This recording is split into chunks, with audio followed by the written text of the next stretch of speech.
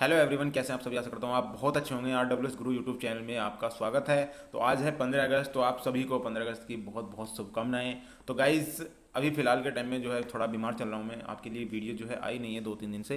तो आज थोड़ा मुझे अच्छा फील हो रहा है, इसलिए मैं थोड़ा आपके लिए एक वीडियो बना के लेकर आया हूँ जिसमें आपके लिए मोस्ट इंपॉर्टेंट है। आपको पता होगा संख्या पत्ती हमारी चल रही है, नंबर सिस्टम क्वेश्चन, और ऐसे क्वेश्चन आ जाते हैं आपके एग्जाम में कुछ जिनमें थोड़ा कन्फ्यूजन होता है। तो आज उन्हीं क्वेश्चनों को हम यहाँ पे करने वाले हैं।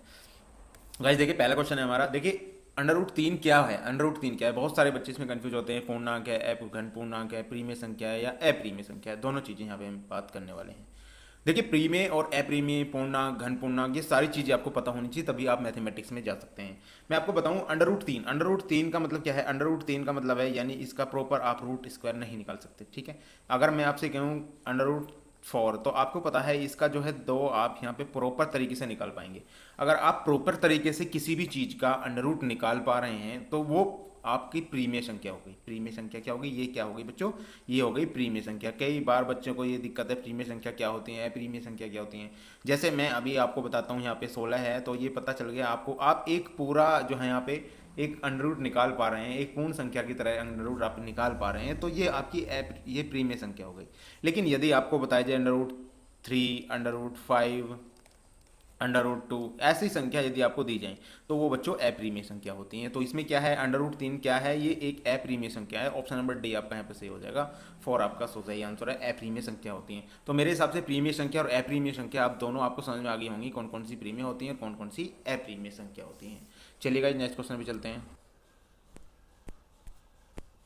चलिएगा नेक्स्ट क्वेश्चन है।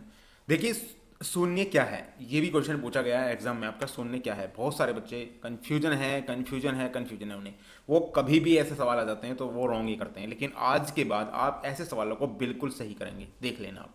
अब मैं आपको थोड़ी समझा देता हूँ, प्राकृतिक संख्या क्या होती है, पूर्ण संख्या क्या होती है, घन पूर्णांक क्या होते हैं, आपका ऋणात्मक संख्या क्या होती हैं। ये सारी चीज़ें अगर आपको पता चलेंगी तभी आप समझ पाओगे। प्राकृतिक संख्या होती हैं वो संख्या जो, जैसे मान लिया आपको बता दूं मैं यहाँ पे 1, 2, 3, 4 ऐसे अनंत तक जाती हैं, ये होती हैं प्राकृत संख्या।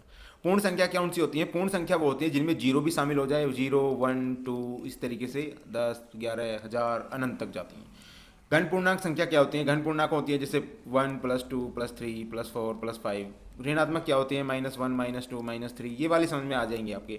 तो पूर्ण संख्या, प्राकृतिक संख्या और आपकी घन पूर्णांक संख्या और ऋणात्मक संख्या, सारी चीज़ें मैं आपको बता चुका हूँ यहाँ पे।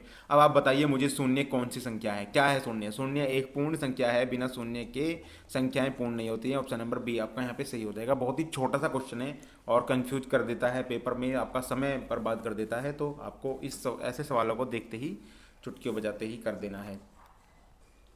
चलिए गाइस नेक्स्ट क्वेश्चन चलते हैं। देखिए, नेक्स्ट क्वेश्चन है, किसी संख्या को शून्य से भाग करने पर क्या प्राप्त होगा। ये भी क्वेश्चन पूछा जाता है। देखिए, किसी भी संख्या को अगर आप जीरो से भाग देंगे, जैसे मैं आपको बता दूं, आपको अगर मैं कहूँ 2 को 2 से भाग दोगे तो आपको पता चल गया 1 आ गया। लेकिन आप 2 को 0 से भाग दोगे तो बच्चों, किसी भी संख्या को यदि आप 0 से भाग देते हैं तो इन्फिनाइट आता है।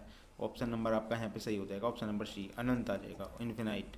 ठीक है, किसी भी संख्या को 0 से भाग दो, 1 को 0 से भाग दो तो भी इन्फिनाइट आएगा, और 10 को 0 से भाग दो आप तो भी इन्फिनाइट आएगा। यानी किसी भी संख्या को यदि आप 0 से भाग देते हैं तो इन्फिनिटी ही आंसर आएगा। ये वाली चीज़ आपको बहुत ही अच्छी तरीके से समझ में आ गई होगी। किसी भी संख्या को भाग दोगे, हाँ अगर ऐसी बात आती है, कई बार क्या होता है बच्चा, 0 को 2 से भाग दो, ये सही है, लेकिन यहाँ इन्फिनाइट नहीं आएगा। लेकिन यहाँ पे अगर आप 0 से किसी को भी भाग देंगे तो आपका आंसर इन्फिनाइट ही आना है। चलिएगा इस नेक्स्ट क्वेश्चन पे चलते हैं हम। देखिए, नेक्स्ट क्वेश्चन है, पहली अभाज्य संख्या कौन सी है। मोस्ट इंपोर्टेंट क्वेश्चन है ये भी। अभाज्य संख्या कौन सी होती है, आपको ये पता होना चाहिए। ऐसी संख्या जो खुद अपने आप से कट सकें या एक से कट सकें, अभाज्य संख्या कहलाती हैं। देखिए, पहली अभाज्य संख्या 2 है। 2 के बाद 3, 3 के बाद 5, 5 के बाद 7, 7 के बाद आपकी 11 आ जाएगी। ये आपकी अभाज्य संख्या है। तो इसने पूछा है पहली अभाज्य संख्या कौन सी है, तो सबसे छोटी अभाज्य संख्या 2 है। ऑप्शन नंबर सी आपका यहाँ पे सही हो जाएगा। मोस्ट इंपॉर्टेंट है एग्जाम के पॉइंट ऑफ व्यू से। कई बार एग्जाम में ये छोटा सवाल है लेकिन पूछा जाता है। चलिएगा नेक्स्ट क्वेश्चन चलते हैं। चलिएगा, ये भी बहुत ही अच्छा क्वेश्चन है और मैं आपको इसे बहुत ही शॉर्ट ट्रिक से बताने वाला हूँ यहाँ पे। देखिए, जब भी ऐसा सवाल आ जाए आपको क्या करना है, ये बाहर निकाल लेना है। 3 की पावर 38 आप बाहर निकालेंगे तो अंदर बच्चों क्या बचेगा, 1 बचेगा, और यहाँ पे क्या बचेगा, 3 की पावर 38 चली जाएगी तो 3 की पावर 1 बचेगा। अब आपको पता चल गया यहाँ पे कितना बचा है, यहाँ पे 3 की पावर 38 और यहाँ पे 3 और 1 4 बच जाएगा। उसके बाद आप 4 का अंडर रूट यहाँ से निकाल पाओगे। अगर आप यहाँ से इसका अंडर रूट निकाल पाओगे, क्योंकि मैं इसका अंडर रूट निकालने वाला हूँ सारे का, तो मैं इसको इस तरीके से यहाँ पे करूँगा 4 और इसके बाद प्लस अंडर रूट यहाँ पे आ जाएगा आपका 38, 3 की पावर 38, इसका भी रूट अगर मैं यहाँ निकालूंगा तो ये 2 आ जाएगा, और ये इसमें यहाँ पे अगर आपका देखा जाए तो ये आ जाएगा, गुना यहाँ हो जाएगी, इसको ख़त्म कर दूंगा मैं यहाँ पे, तो 3 की पावर आपका ये सही आंसर हो जाएगा, 2 इंटू 3 की पावर 19, आपका ये सही आंसर हो जाएगा। ऑप्शन नंबर सी आपका यहाँ पे सही हो जाएगा। ऑप्शन नंबर सी आपका यहाँ पे सही हो जाएगा। ये थोड़ा ये है, तो ऐसे सवाल आपको देखने को मिलेंगे एग्जाम में, और मैं सारे सवाल आपको यहाँ पे कंप्लीट करा दूंगा। एक सवाल मैं आपके लिए लेकर आया हूँ, ये सवाल आपको मुझे कमेंट बॉक्स में बताना है कि इसका आंसर क्या होगा।